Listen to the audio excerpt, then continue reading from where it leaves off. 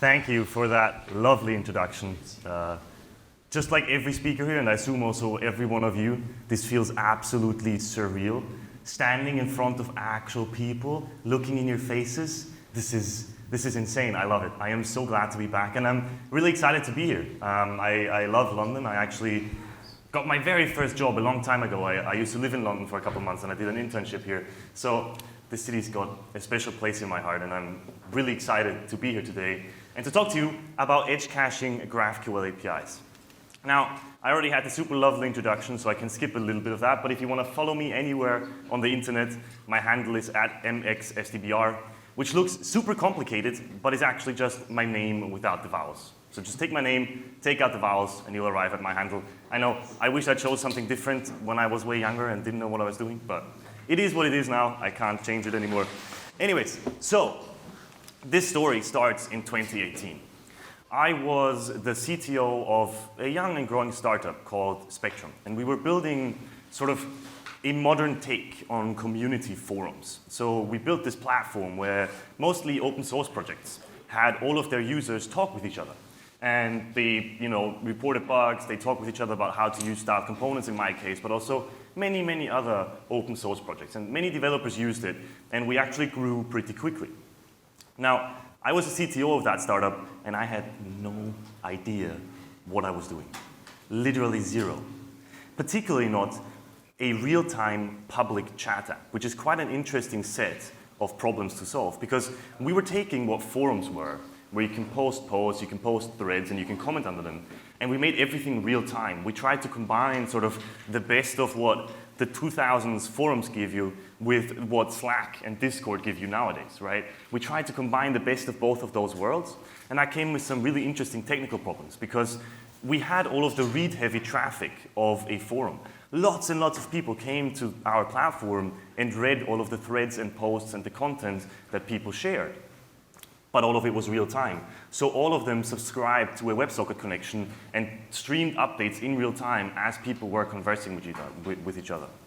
And for some godforsaken reason that I cannot remember, I chose a really terrible database that I will not name because I don't want to shame anybody, but it's a really small database that probably none of you have ever used, and they advertised themselves as the real-time database. And their whole thing was, you can take any database query, and you can put a thing at the end, and then you get a real-time subscription to any changes on that database query. Damn, that sounds amazing. That sounds exactly like what we need, right? Like, we're building this real-time chat platform. Surely, that's exactly what we need. And so we used it, but the problem was, it was really badly built.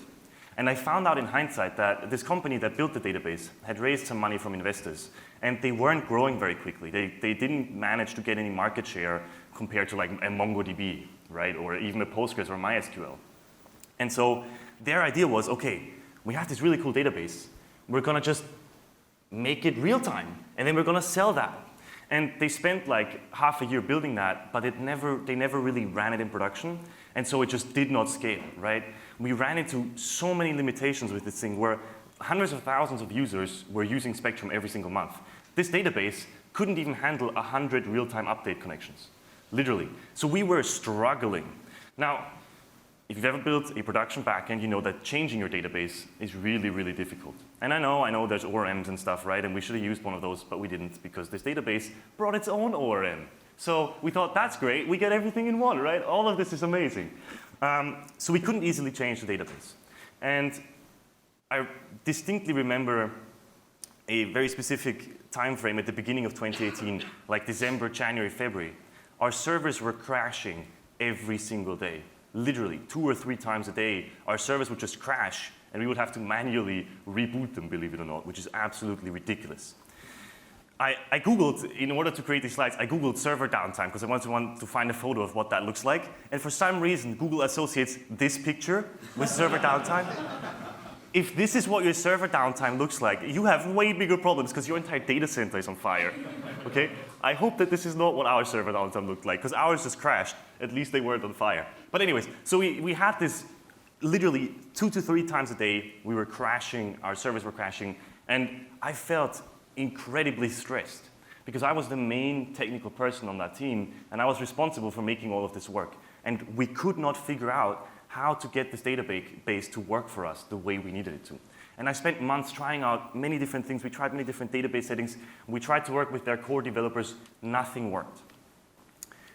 Now, we were using GraphQL. And GraphQL actually is the one thing I would say that worked out extremely well for us. GraphQL allowed us to build an API super quickly and make it work really, really, really well. Surprisingly well, because we'd never used GraphQL before. In fact, one of my very proudest moments, this is a side note, but one of my proudest moments is when we eventually got acquired by GitHub. GitHub put the NCC group, which is one of the biggest pen testing security firms on the planet. They paid 11 of their best people to try and hack our systems for 8 days straight. Literally 8 days, full-time, 11 of the best security researchers tried to hack Spectrum. Because GitHub wanted to know, if we're going to buy this company, are we going to have to deal with any database leaks? And I still remember, I was super scared of that, and the proudest moment of my life was when I received that report, and the first item said, no major security leaks found. And I was like, fuck yeah, we did that really well. I have no idea how we did that, but we did not have any security leaks, right? We didn't have any security policy or something, but I think actually kind of the way how GraphQL works, where each individual resolver tells you which data to get from where, and we just put a little access control snippet in every single resolver, and that meant that nobody could access data that they should. Anyways, so we were using GraphQL, and we were very happy with it. And in my head, after like a month of trying to fix our server database problems, I was like, okay, we have to find a way to reduce our traffic. We have to find a way, without having less users, right? We still want more users, but we want less traffic. How can we make that happen? And of course, the answer to that is caching.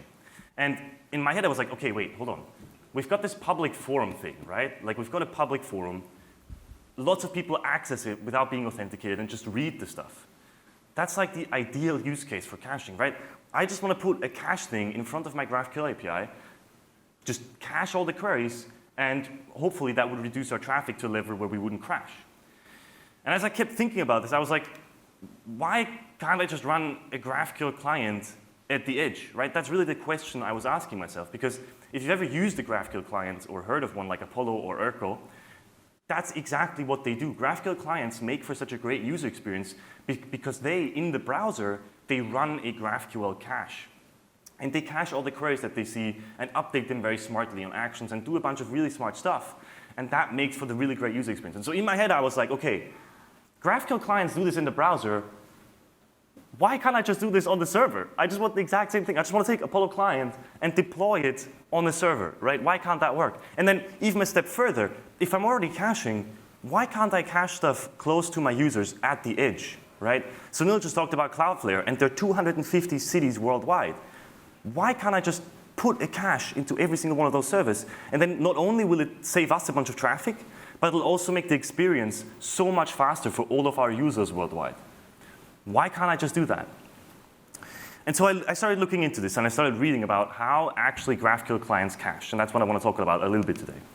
If you look at a standard GraphQL query like this one, here, I made this example up, right? But this GraphQL query fetches a blog post based on a certain slug, and it fetches its ID, title, and of the author, it also fetches its ID, name, and avatar. And really, the one thing, the one missing, like key piece that makes GraphQL caching possible is the __ type name meta field. Because you can add that automatically to any GraphQL query. And when you add that, the GraphQL query ends up looking like this, right? You have this magic __ type name field in your GraphQL query. Now, you don't have to define this. Every single GraphQL API supports this because it is in the specification. Every single object type in your GraphQL API has to have an __ type name field. What does that field do? Well, if we ran this query and we get back the data, what we would get back looks a little bit like this.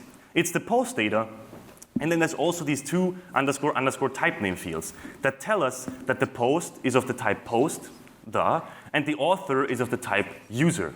Okay, makes sense, right? We have a post and a user. Why is that type name field so interesting? What does that even tell us? Well, we can now look at this and go, oh, okay, I can take this entire data, this entire response, put it into the cache, and I know that this response contains the post with the ID 5 and the user with the ID 1. Okay, so we know that this response that we've just put into our cache contains the post with the ID 5 and the user with the ID 1. So what? Why is that? Why do we need to tag our cached responses with anything. Well, here's the other thing that's cool about GraphQL. It differentiates between queries and mutations. And so if we have a mutation, like an edit post mutation, where we say, okay, we want to change the title of this blog post, again, we can add the __ type name magic field to this mutation. And we can say, okay, from the edit post mutation, just let me know which type do I get back. Now, we as humans, of course, we know that edit post probably, hopefully, returns a post. It would be kind of weird if that returned a user. That wouldn't make any sense. But the API tells us that as well, and it does tell the GraphQL client as well. And so what happens is when this response comes back from the edit post mutation, when I run this against my origin, what I get back looks a little bit like this. The post data with the updated title. Okay, but now here's the key. We now know that a mutation just ran against our API, and that mutation changed the post with the ID 5. So because we have this __ type name meta field, we can link mutation updates to cached query results. And we can say, oh, shit, we just had a mutation and the post with the ID 5 changed. That means I need to invalidate any cached query results that contain that post with the ID 5.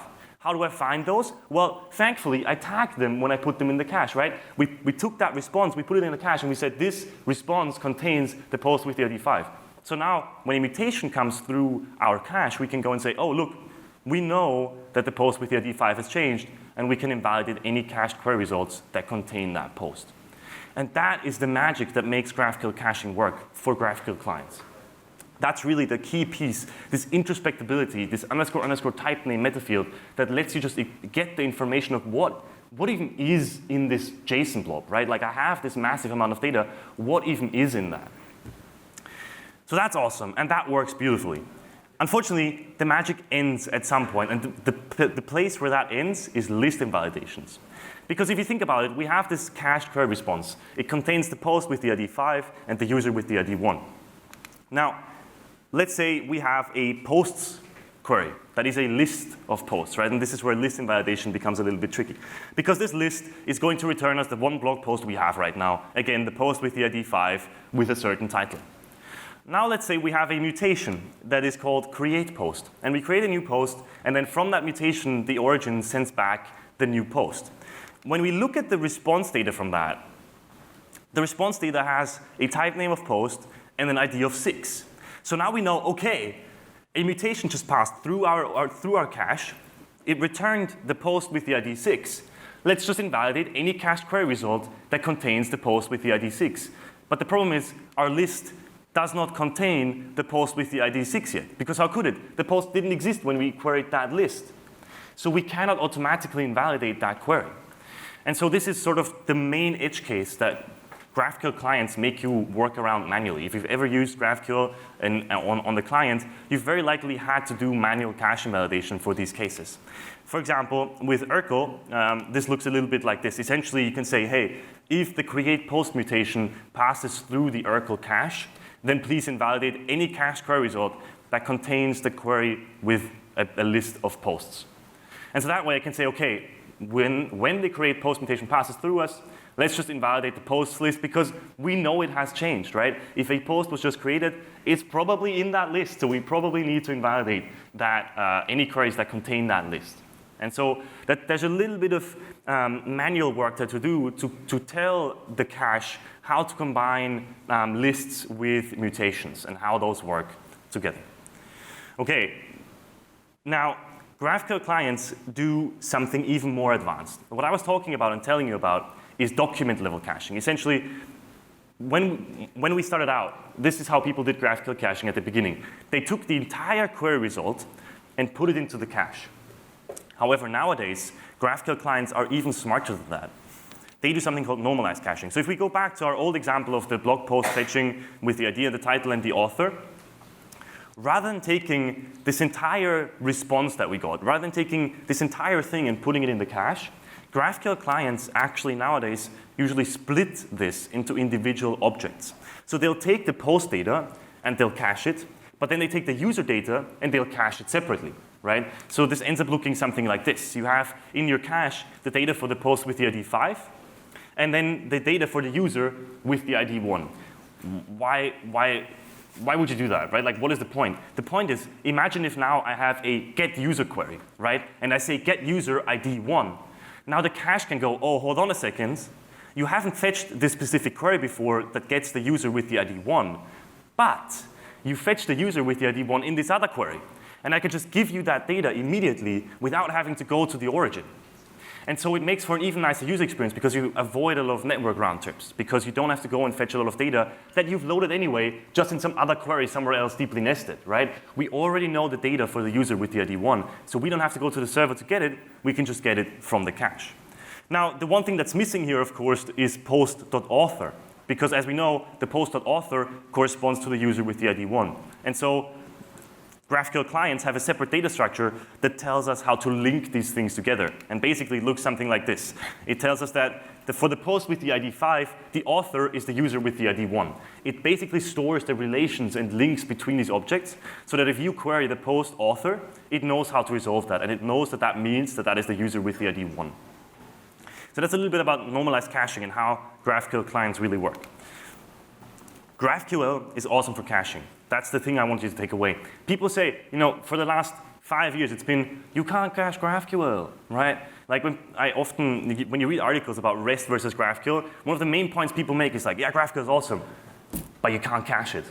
And in my head, I'm like, that doesn't make any sense. Like, GraphQL is actually perfect for, it actually works really well for caching. It works almost better than if you just build a random REST API, right? And sure, REST has like Swagger and JSON API and other standards that also add this, but GraphQL has that as well. And GraphQL is actually awesome for caching. So going back to my original question, why can't I just run a GraphQL client at the edge, right? Why can't I just take this cache that I already have in my GraphQL client and just run it on a server? They're already doing everything I need them to. I just want to take this, put it on a server so that our servers don't crash anymore, right? I just wanted to solve our own problem.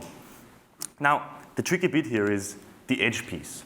Because as it turns out, caching things at the edge has slightly different constraints than caching things in the browser. We use fastly computed edge. Sorry, Sunil, we don't use Cloudflare, we use Fastly. And fastly computed edge has these 60 worldwide data centers that just correspond to wherever they've put their machines in random ISPs everywhere around the world. And it allows you to run code, Rust code, on those 60 data centers. And that's really cool, and that's really powerful, and it's kind of nice. I can deploy something to these 60 worldwide data centers. Cool, all right.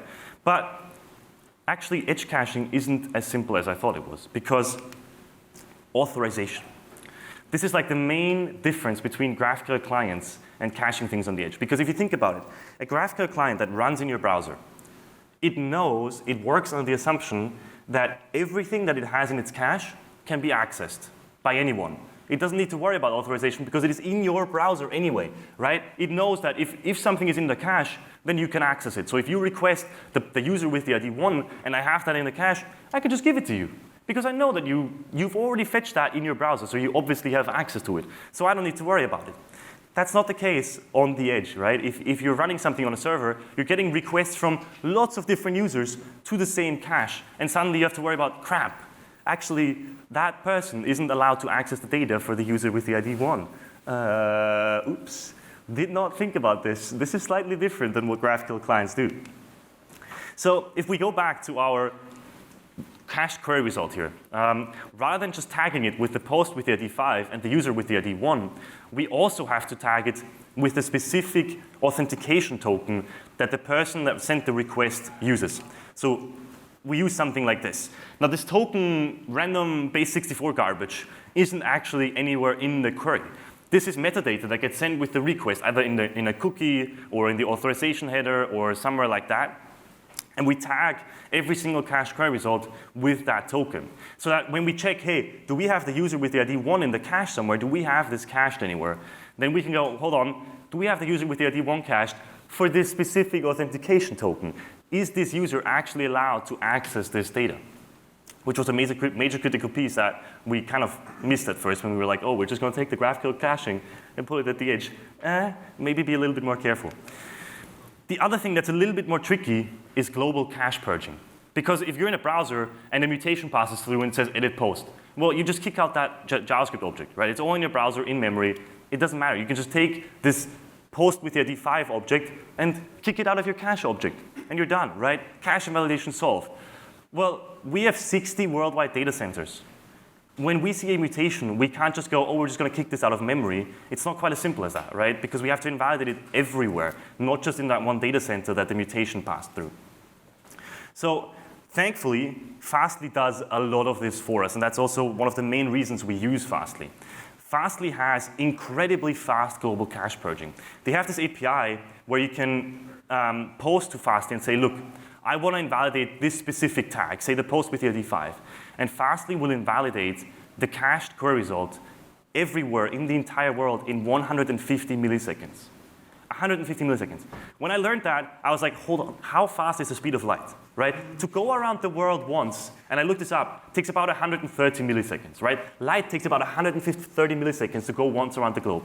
Fastly can invalidate cache query results globally in 150. How does that make any sense? That's incredible. Of course, the trick is they don't have to go around the entire world. They go both ways at the same time, right? That's the trick. They go in both directions at the same time, halfway around the world, and so they only have to go around this way, and then they can do it really fast. Anyways, so that's awesome. And so that is really where GraphCDN came from. And we had this problem at Spectrum, and I could not solve it. And so nowadays, we were like, well, if we had this problem, maybe other people also have this problem. And so we tried for months to make this work and eventually got it to work, and that is what GraphCDN is, and that's what I've been doing for the past few months, working on GraphQL caching. All right, thank you everybody for having me. I've got a whole bunch of stickers, so if you find me afterwards, you can have a sticker, come and talk to me. Happy to give you one. I've got enough for everybody, and thank you for having me. This has been awesome.